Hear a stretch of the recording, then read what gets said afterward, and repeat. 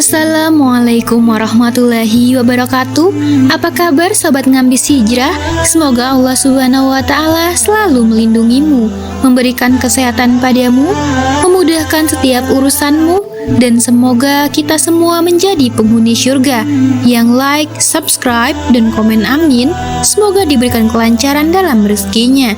Setidaknya sobat ngambis hijrah, cobalah tuliskan sholawat kepada baginda Nabi besar Muhammad Shallallahu Alaihi Wasallam di kolom komentar. Insya Allah dapat menjadi bukti kecintaan kita untuk mendapatkan syafaatnya kelak di akhirat. Sahabat ngambis hijrah, seperti yang sering kita dengar, jika ada pahala yang tetap mengalir meski seseorang sudah meninggal dunia, ternyata tidak hanya pahala yang akan tetap terus mengalir, dosa pun ada yang demikian pula. Meski seseorang sudah meninggal dunia, ternyata urusan dengan dunia tidak berakhir begitu saja. Perbuatan dosa yang pernah dilakukannya dapat menjadi warisan yang semakin memberatkan kehidupannya di alam barzakh nanti. Padahal pada saat sudah meninggal, roh manusia sangat membutuhkan penerangan dari pahala-pahala yang pernah dilakukannya selama hidup di dunia. Baiklah sahabat ngambis hijrah, inilah kisah seorang pria yang mendapatkan warisan dosa hingga hari kiamat. Lantas, siapakah ia dan dosa apakah yang membuatnya mendapatkan warisan dosa hingga hari kiamat? Jika kamu mau tahu jawabannya, terus simak ulasannya dengan menonton video ini hingga akhir agar tidak salah paham. Sahabat ngambis hijrah, pria ini sebenarnya sangatlah familiar bagi kita umat Islam. Kita tentu sering mendengar ceritanya, bahkan saat kita kecil. Ia merupakan pelopor untuk dosa membunuh sesama manusia. Ia adalah Qabil, salah satu putra dari Nabi Adam alaihissalam. Dosa membunuh saudaranya Habil akan terus mengalir hingga hari kiamat kelak, bahkan akan terus bertambah jika ada manusia lainnya yang melakukan hal yang sama. Rasulullah Shallallahu Alaihi Wasallam bersabda, barang siapa yang memulai perkara baik yang diisyaratkan, maka baginya pahalanya dan pahala orang yang mengikutinya sampai terjadinya hari kiamat. Dan barang siapa yang memulai perkara jelek, maka baginya dosanya dan dosa orang yang mengikutinya sampai terjadinya hari kiamat. Hadis riwayat Muslim. Kisah ini terjadi setelah Allah Subhanahu wa taala menurunkan Nabi Adam alaihissalam dan Siti Hawa ke bumi. Setelah bertahun-tahun terpisah, keduanya akhirnya dipersatukan kembali dan membangun sebuah keluarga. Dari riwayat Ibnu Ishaq diceritakan bahwa Hawa melahirkan 40 anak dengan 20 kali mengandung. Setelah anaknya dewasa, Allah Subhanahu wa taala memerintahkan Nabi Adam untuk menikahkan satu dari pasangan kembar dengan satu dari pasangan lainnya.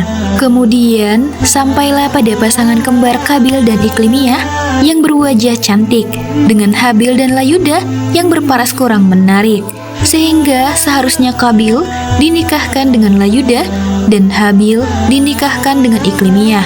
Akan tetapi ketika Qabil melihat calon istrinya yang kurang menarik itu, Qabil protes pada sang ayah. Ia ingin menikah dengan kembarannya sendiri, yaitu Iklimiyah yang berparas lebih cantik dibandingkan dengan Layuda. Kemudian Allah Subhanahu wa taala memberikan petunjuk kepada Nabi Adam dengan memerintahkan keduanya untuk berkurban. Siapa kurbannya yang diterima, maka dialah yang berhak menikah dengan Iklimiyah. Keduanya kemudian setuju. Qabil yang merupakan seorang petani akan mengorbankan hasil pertaniannya, sedangkan Habil yang seorang peternak akan mengorbankan dombanya. Karena merasa sombong kurbannya akan diterima, Qabil pun tidak menyiapkan kurbannya dengan matang. Ia asal saja memberikan persembahan tersebut kepada Tuhan, yaitu mengorbankan gandum yang jelek dari tanamannya. Dia tidak peduli apakah kurbannya itu akan diterima ataukah tidak, karena rasa sombong dan dengki yang sudah menguasainya. Berbeda dengan Kabil, Habil setiap hari memberi makan dombanya dengan makanan yang terbaik, sehingga hasilnya dombanya pun tumbuh dengan gemuk dan sehat. Setelah kurban keduanya dipersembahkan kepada Allah Subhanahu wa Ta'ala, Allah Subhanahu wa Ta'ala menurunkan api berwarna putih, dan dengan izin Allah, api itu membawa kurban Habil sebagai tanda bahwa kurbannya diterima, dan meninggalkan kurban milik Qabil sebagai tanda bahwa kurbannya telah ditolak.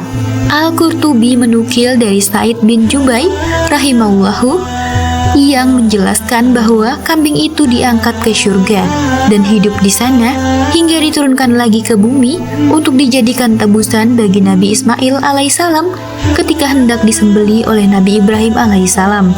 Wallahu alam.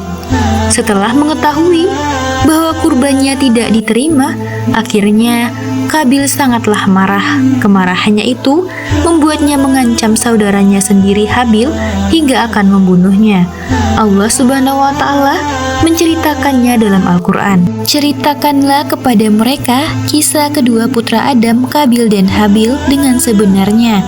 Ketika keduanya mempersembahkan kurban, maka diterima dari salah satunya dan tidak diterima dari yang lainnya.